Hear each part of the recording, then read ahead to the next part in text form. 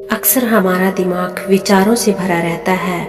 हम लोगों के बारे में, अपने बारे में, अपने काम के बारे में, परिवार के बारे में और वो सब सोचते रहते हैं जो हमारे दिमाग में भरा रहता है वह कभी भी साफ नहीं होता है और इसलिए हमें वह सब बार बार याद आता है और हम दुखी और चिंतित रहते हैं। लेकिन इस कहानी से आप अपने मन को अच्छी तरह से साफ कर पाएंगे। आप अपने मन की धुलाई खुद कर पाएंगे। बस इस कहानी को अंत तक जरूर सुने। एक बार एक गुरु और शिष्य एक सुनसान जंगल से गुजर रहे थे। तभी शिष्य अपने गुरु से एक सवाल करता है कि गुरु जी, ऐसा क्या होता है कि कुछ लोगों के पास कुछ भी नहीं होता लेकिन फिर भी वो सुखी रहते हैं, आनंद में रहते हैं, और कुछ लोगों के पास सब कुछ होते हुए भी उदासी उनके चेहरे पर साफ दिखाई देती है। गुरु ने एक मुरझाए हुए फूल की तरफ इशारा करते हुए अपने शिष्य से कहा कि ये सोचने और समझने की बात होती है।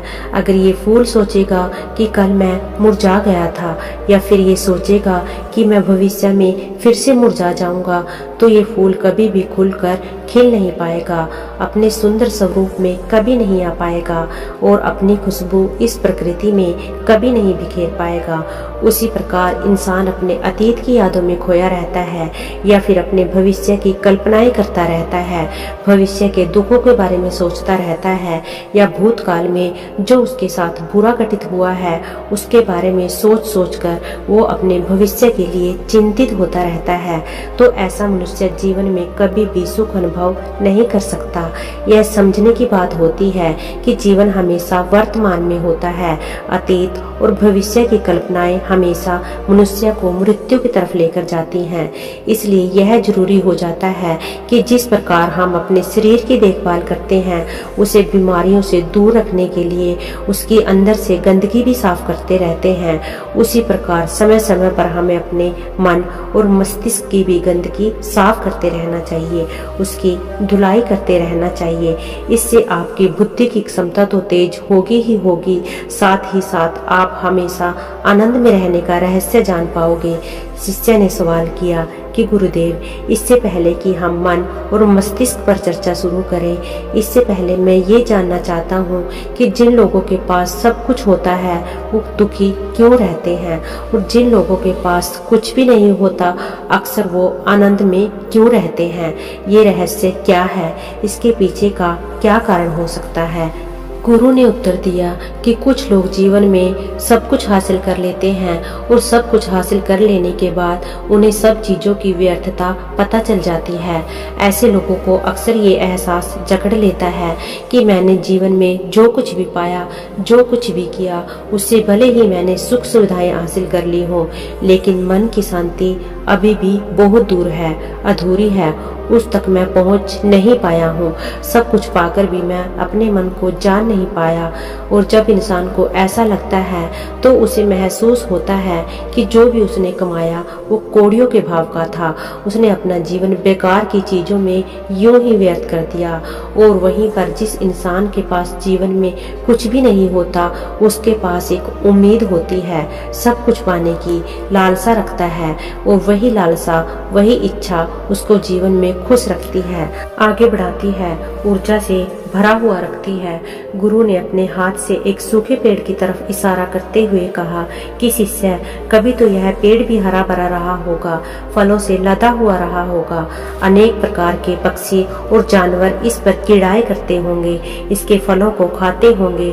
उस समय इस पेड़ को भी यह नहीं पता होगा कि एक दिन तुम सूख जाओगे और तुम्हारी हालत इतनी बदतर हो जाएगी कि तुम किसी को छांव तक नहीं दे पाओगे, तुम्हारे ऊपर पत्ते तक नहीं रह जाएंगे, फल तो दूर की बात रही। उसी प्रकार मनुष्य अपने जीवन की दौड़ में यह भूल जाता है कि जिस दौड़ में वह सबसे आगे निकलने की कोशिश कर रहा है उसका अंतिम चरण तो मृत्यु ही है।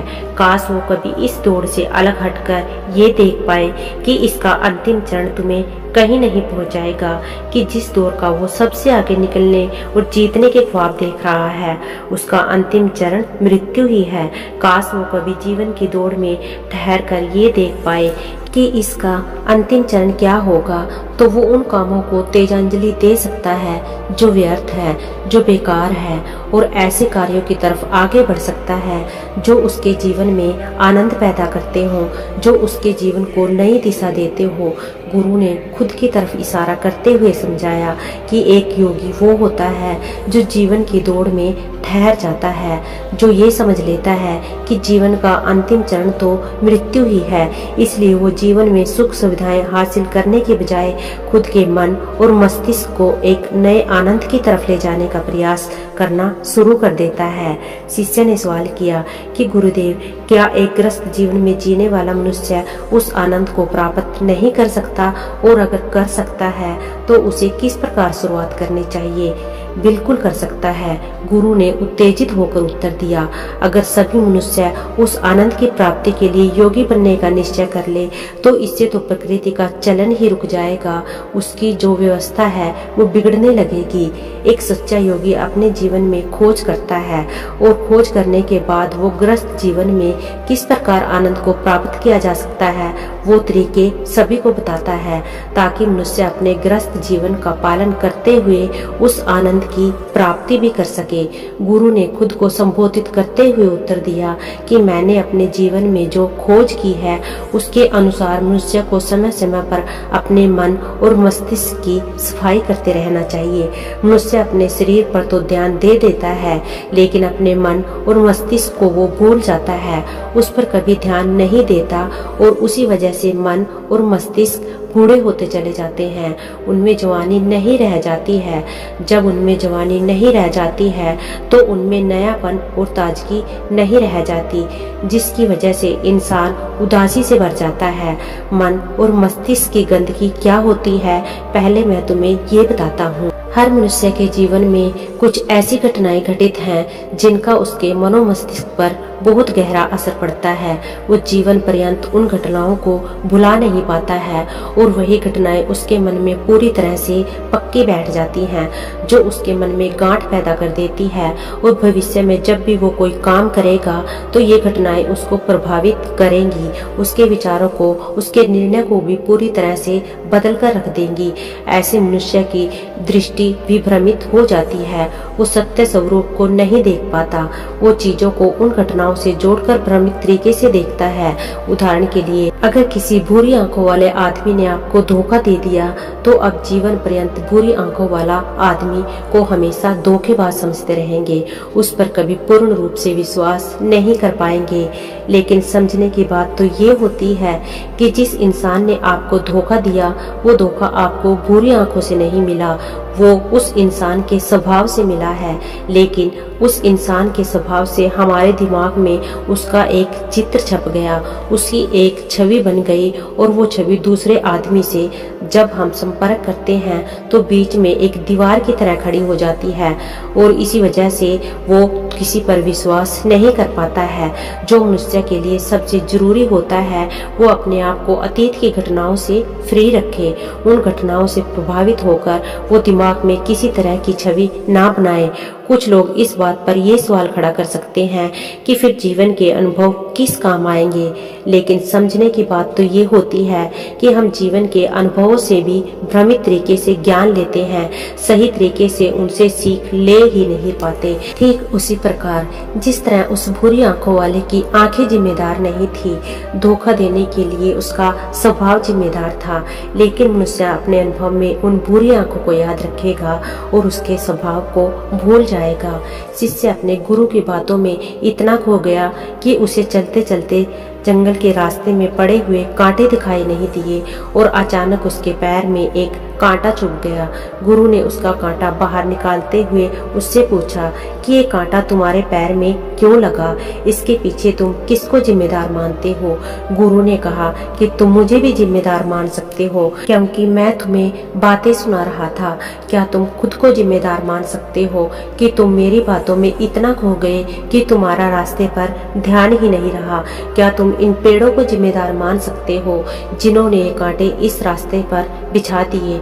शिष्य ने उत्तर दिया कि गुरुदेव, इसमें मैं खुद को ही जिम्मेदार मानता हूँ, क्योंकि आप तो अपना काम कर रहे थे और इस पेड़ ने भी अपना काम किया, लेकिन पर मैं अपना काम होशपूर्वक नहीं कर पाया। अगर मैं चलने पर ध्यान लगाए रखता, अगर मैं आपकी बातों में पूरी तरह से खो नहीं जाता, तो मुझे ये कांटा कभी नहीं लगता। इसमें पूरी तरह से मेरी ही गलती थी। गुरु ने अपने शिष्य की पीठ थपथपाते हुए आगे कहना शुरू किया कि जो घटनाएं हमारे मन को प्रभावित करती हैं, जरूरी हो जाता है कि उन घटनाओं को हम किसी भी तरह अपने मन से बाहर निकाल दें। और उसके लिए सबसे सरल तरीका है कि अपनी भावनाओं को व्यक्त करना सीखो। उसे अपने दिल में, अपने मस्तिष्क में बिठाकर मत रखो। जब तुम किसी दूसरे मनुष्य के सामने अपनी भावनाओं को व्यक्त कर देते हो, तो तुम्हारे मन का बोझ हल्का हो जाता है। कुछ लोगों का स्वभाव ऐसा होता है कि वो अपने मन की बात किसी को नहीं बताते।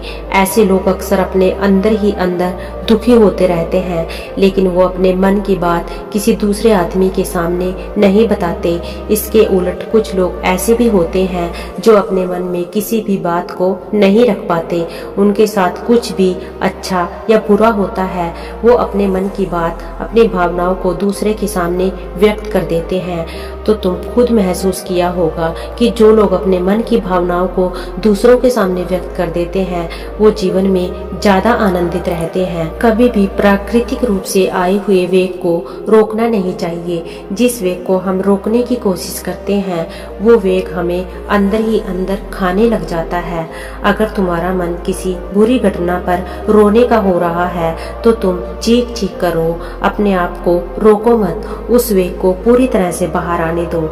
अगर किसी दूसरी घटना पर तुम्हारा मन खुश होने को या आनंदित होने को हो रहा है, तो पूरी तरह से नाचो गाओ, जिससे कि तुम उस वेग को बाहर निकाल सको। और जब वो वेग पूरी तरह से बाहर आ जाता है, तो पीछे छोड़ जाता है एक खालीपन, एक अकेलापन, एक शांति, एक मौन, एक अनुभूति। गुरु ने शिष्य को समझाते हुए बताया कि जिस प्रकार तेज रफ्तार से चलता हुआ पानी अपने वेग से आने वाली सभी बाधाओं को तोड़ देता है, उसी प्रकार हमारे अंदर भावनाओं का उठने वाला वेग बाहर नहीं निकाला गया, अगर हमने बांध बनाने की कोशिश की, तो वो बांध को तोड़ देगा। और उस बांध को तोड़ने के बाद उसका कचरा हमारे मन के अंदर ही ठहर जाएगा, जो हमारे मन को दूषित कर देगा और उसको गंदगी से भर देगा। अक्सर मनुष्य अपने मन में किसी घटना को दबाकर इसलिए रखता है कि वो सोचता है कि अगर सामने वाले को इस घटना के बारे में पता चला, तो पता नहीं वो मेरे बारे में क्या सोचेगा। इसी विचार की वजह से वो अंदर ही अंदर दुखी होता रहता है, लेकिन सामने वाले को वो कुछ भी नहीं बताता। लेकिन एक बार अगर वो हिम्मत कर सकता है, शुरुआत कर सकता है, तो उसका पूरा जीवन परिवर्तित हो सकता है। एक बार अगर उसके दिमाग की आदत बन गई, तो वो जीवन भर अपनी भावनाओं को दूसरों के सामने व्यक्त करने से हिचकिचाएगा नहीं। और अपने दिमाग की ये आदत हम 21 दिनों में पैदा कर सकते हैं। 21 दिनों तक अगर सही तरीके से हम अभ्यास करें, तो हमारा दिमाग पूरी तरह से भावनाओं से मुक्त हो जाएगा। यह 21 दिनों का अभ्यास इस प्रकार है। 21 दिनों तक सबसे पहली बात जो याद रखने की है कि अपने मन में किसी भी बात को दबाकर नहीं रखना है। अगर हम किसी मनुष्य के बारे में अच्छा सोचते हैं, तो हम उसे व्यक्त करें। अगर बुरा भी सोचते हैं, तो उसे भी व्यक्त करें। परिणाम भूल जाएं कि परिणाम क्या होंगे। सिर्फ अपने दिमाग की धुलाई पर विश्वास रखें। इससे आपके अंदर एक अद्भुत साहस पैदा होगा। जब आप किसी मनुष्य के बारे में यह सब बता पाएंगे जो आप उसके बारे में सोचते हैं, तो आप खुद सोचिए कि आपका खुद के ऊपर विश्वास कितना बढ़ जाएगा। आपके मन में सारे डर खत्म हो जाएंगे। हो सकता है कि इससे आपको चुनौतियों का सामना करना पड़े, लेकिन यहाँ पर चुनौती नहीं होती, वो कुछ अभ्यास भी नहीं होता। अभ्यास हमेशा चुनौतियों से भरा होना चाहिए। इससे आप सत्य वचन बोलने का अभ्यास भी कर पाएंगे। अक्सर हम दूसरों को प्रभावित करने के लिए वो सब बोलते हैं जो उन्हें अच्छा लगता है, लेकिन वो नहीं बोलते जो हम उनके बारे में सचमुच में सोचते हैं, और यही हमारी सबसे बड़ी भूल हो जाती है। इससे हमारा पूरा अस्तित्व झूठ बनकर रह जाता है। और अपनी भावनाओं को व्यक्त करते समय यह भी जरूर ध्यान रखें कि आपके अंदर जो भावनाएं उस इंसान के प्रति उठ रही हैं, उनके पीछे का मूलभूत कारण क्या है। उदाहरण के लिए, जब एक नौकर अपने मालिक के लिए कोई काम करता है तो वो काम अच्छे से नहीं कर पाता है, तो मालिक उसे डांट फटकार देता है, जिससे उसके अंदर उसके प्रति क्रोध की भावना उठती है। लेकिन समझने की बात यह होती है कि मालिक तो आपको कहेगा ही, वो तो आपको डांटेगा ही अगर आप काम अच्छे से नहीं करेंगे। तो अगर आप काम अच्छे से कर रहे हैं और फिर भी आपका मालिक आपके साथ अच्छा व्यवहार नहीं कर रहा है, तो आप खुलकर अपने मालिक को अपनी भावनाएं व्यक्त कर सकते हैं, बिना ये सोचे कि इसका परिणाम क्या होगा। अगर आप इस भावना को उठाएंगे तो आपकी नजरों में खुद ही नीचे गिरने लग जाएंगे, आपका आत्मविश्वास बिल्कुल खत्म हो जाएगा। दूसरा अभ्यास जो तुम्हें 21 दिनों तक करना है वो ये है कि जो भी घटनाएं तुम्हारे साथ घटित होती हैं, कम से कम जीवन में एक इंसान ऐसा होना चाहिए जिसके सामने तुम अपने दिल की बात रख सको, चाहे अच्छी बात हो या बुरी बात हो। वो सब बातें तुम बिना कुछ सोचे विचारे, बिना इस डर से कि वो इंसान तुम्हारे बारे में क्या सोचेगा, तुम इस इंसान को सारी बातें बता सको और वो इंसान तुम्हारी सारी बातें सुनने के बाद तुम्हारे लिए कोई छवि पैदा ना करे। ऐसा इंसान अपने जीवन में खोजो और उनके सामने अपनी सारी भावनाएं व्यक्त करने की कोशिश करो। दिन में जो भी घटित होता है, अच्छा लगता है, बुरा लगता है, किसी के प्रति आकर्षण होता है, उसको एक दोस्त की तरह बताने का प्रयास करो। इससे तुम्हें ये पता चल पाएगा कि तुम्हारा मन घटनाओं के प्रति किस प्रकार की भावनाएं पैदा करता है। तुम अपने मन को समझने में सक्षम हो पाओगे। जब तुम किसी दूसरे आदमी को ये सारी बातें बताते हो तो तुम खुद भी अपनी प्रतिक्रिया रोके उस घटना के प्रति तुम्हारा क्या रवैया रहा है, उसके प्रति खुद का आकलन भी कर पाते हो।